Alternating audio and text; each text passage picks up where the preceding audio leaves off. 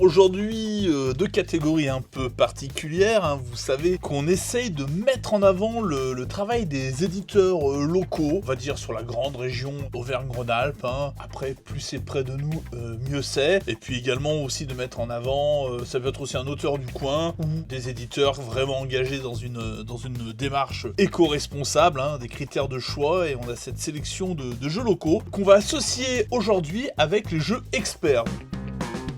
Inkit, c'est celui-ci, ce petit jeu coopératif d'ambiance.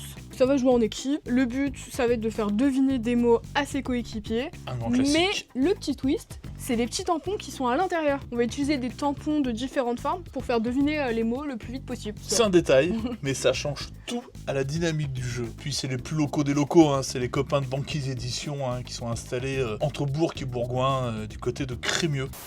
Dans les gens qu'on aime bien, les jeux FK, hein, François Coche, ici avec Pico Monster. Bon, le packaging est hyper sympa, vous soulevez la boîte, ça s'ouvre en pétale et vous avez des tuiles monstres dedans. Et c'est un jeu un peu étrange, vous voyez, on va être entre le côté Dixit et le côté qui est-ce. C'est-à-dire qu'on va tous piocher un de ces monstres, on va bien le mémoriser, on va le mélanger aux monstres des autres joueurs, on va mettre un intrus, voilà, qui essaie de s'incruster à notre fête d'anniversaire. Et ensuite, on va avoir une question, il va falloir apporter une réponse. Et la question, c'est par exemple, quelle est l'odeur de mon monstre?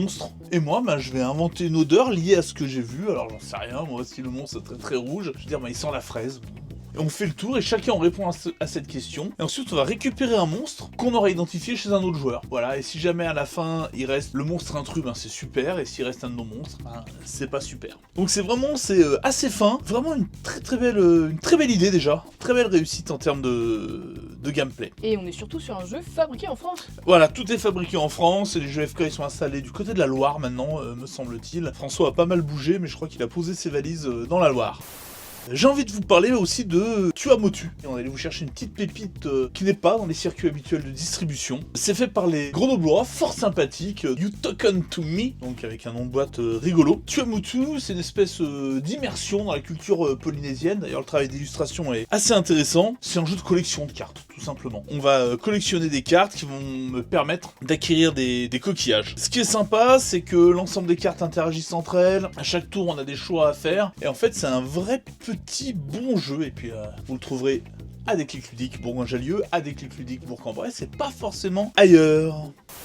Naiko, des jeux plats, pareil, une démarche éco-responsable. Du coup, Naiko, on est dans un jeu de collection de cartes où on va essayer de refaire un écosystème dans le milieu maritime. Sous-maritime. Sous-maritime, ouais, tout à fait.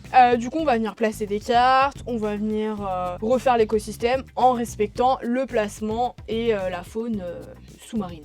Exactement, avec un petit système de scoring assez malin. Pareil, petit jeu très plaisant. En collaboration avec Sea Shepherd, donc voilà, on va pas faire du populisme avec le free Paul Watson, mais enfin bon, le cœur y est quand même, hein, une bonne cause finalement aussi. Et c'est un jeu encore fabriqué en France, donc tout à fait, c'est très bien pour c'est un pour peu la la planète. marque de fabrique des jeux au plat.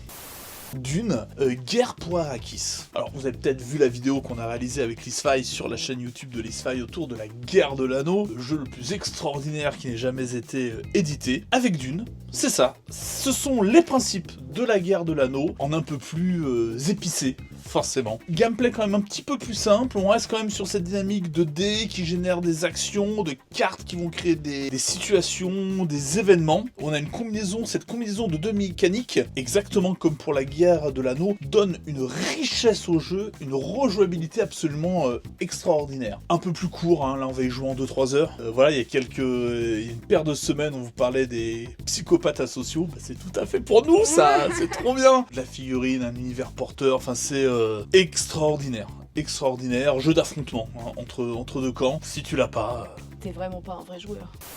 SETI, Search for Extraterrestrial Intelligence, n'est-ce pas? Vous avez mon anglais absolument extraordinaire. Là c'est vraiment notre Eurogame coup de cœur. Le plateau de jeu, magnifique, c'est le système Solaire. tout à fait avec tout qui tourne.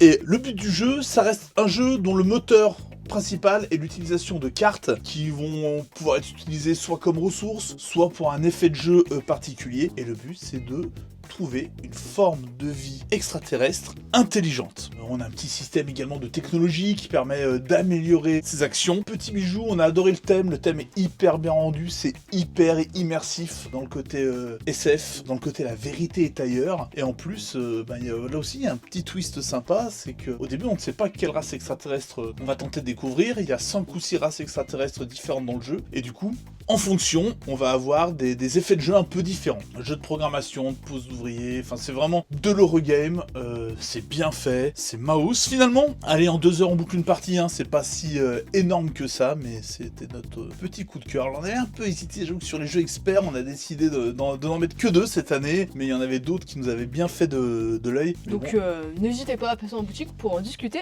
avec nous. Et bien voilà, c'est fait, on vous a présenté cette sélection de jeux locaux et de jeux experts, alliance improbable mais ô combien nécessaire. Et en parlant de nécessité, évidemment... Faut liker, faut commenter et partager.